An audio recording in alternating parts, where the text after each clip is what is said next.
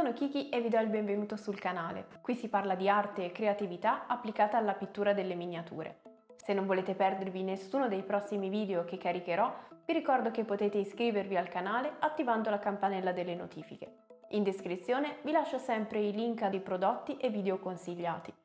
Ma detto questo, non perdiamo altro tempo e cominciamo subito. Nel video di oggi torniamo a parlare di metallo non metallo, questa volta nella versione nera. Lo realizzeremo sul braccio di questo bellissimo modello di Red di Mindworld Studio. Per realizzarlo useremo colori freddi, partendo da nero come base già creata, unito a grigio antracite e se vogliamo anche una punta di Ocean Blue che aggiungerà un po' di saturazione.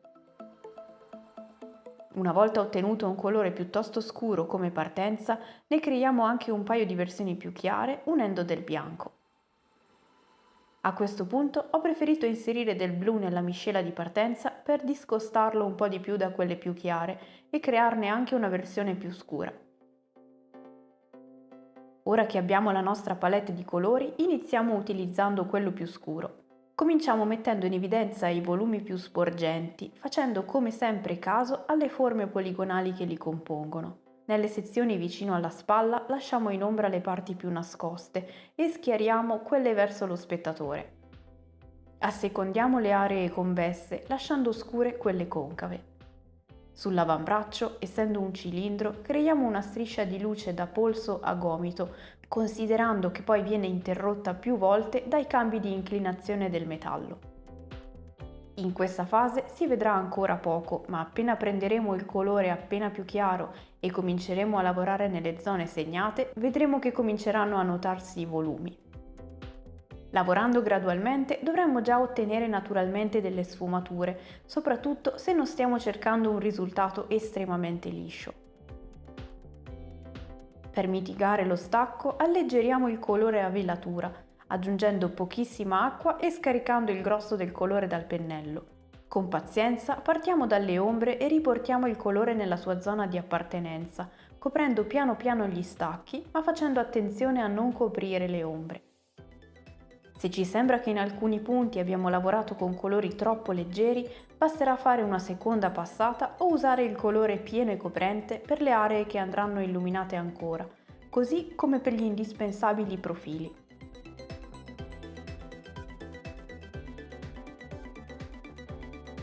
Per il retro, di cui vedremo solo un accenno qui, possiamo lavorare come davanti ma usando tonalità più scure, che si schiariranno nelle luci ma che non arriveranno mai alla luminosità del davanti. L'importante sarà anche qui, come sempre, capire bene le forme che lo compongono e inserire le luci coerentemente. Allo stesso modo possiamo poi sfumare tutto con una velatura, usando il colore alleggerito.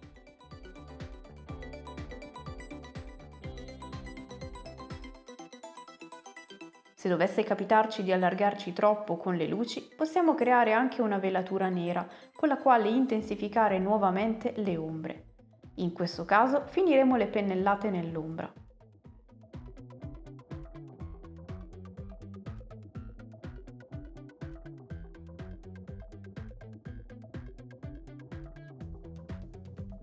A questo punto abbiamo una base per quanto riguarda i volumi da evidenziare, cosa che faremo con le tonalità più chiare create prima. Con un pennello sottile iniziamo dai profili e le eventuali borchie. Creiamo profili più spessi dove inseriremo più luce e più sottili dove lasceremo più ombra. In questo modo, quando inseriremo nuovamente delle velature per schiarire, i profili più grossi ci daranno una guida più chiara da seguire.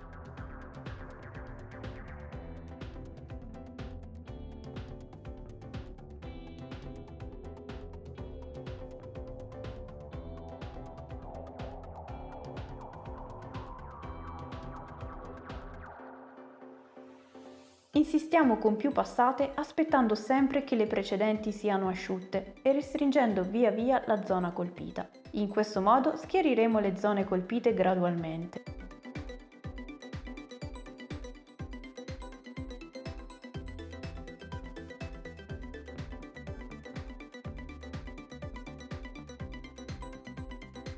In base al tipo di metallo che vogliamo realizzare, più liscio o più rovinato e ruvido, possiamo decidere di creare delle sfumature più lisce oppure meno rifinite.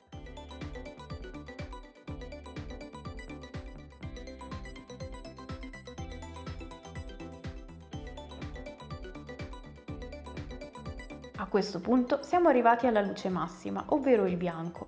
Trattandosi di un metallo scuro ne andrà usato poco, ma è comunque indispensabile inserirlo. Rifiniamo alcuni profili, eccetto quelli più in ombra, e come abbiamo visto prima inseriamo dei punti di luce in quelli già segnati prima.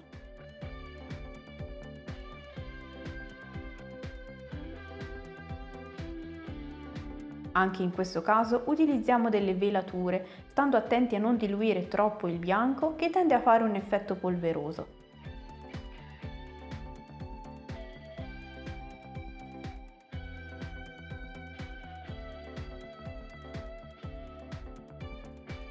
In alternativa, o come nel mio caso in aggiunta, utilizziamo un grigio molto chiaro da diluire a velatura per facilitarci in questa operazione.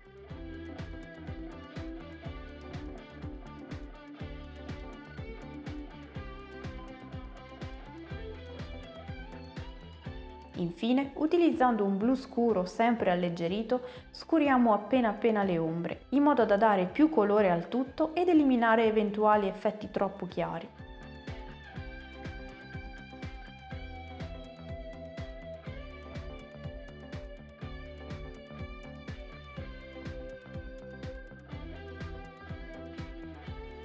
Questo è quindi il risultato finale del nostro metallo non metallo nero. E con questo si conclude anche il video di oggi.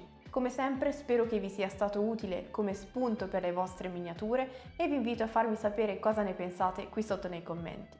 Io vi ringrazio di aver visto il video fino alla fine, vi do appuntamento al prossimo e fino ad allora siate creativi!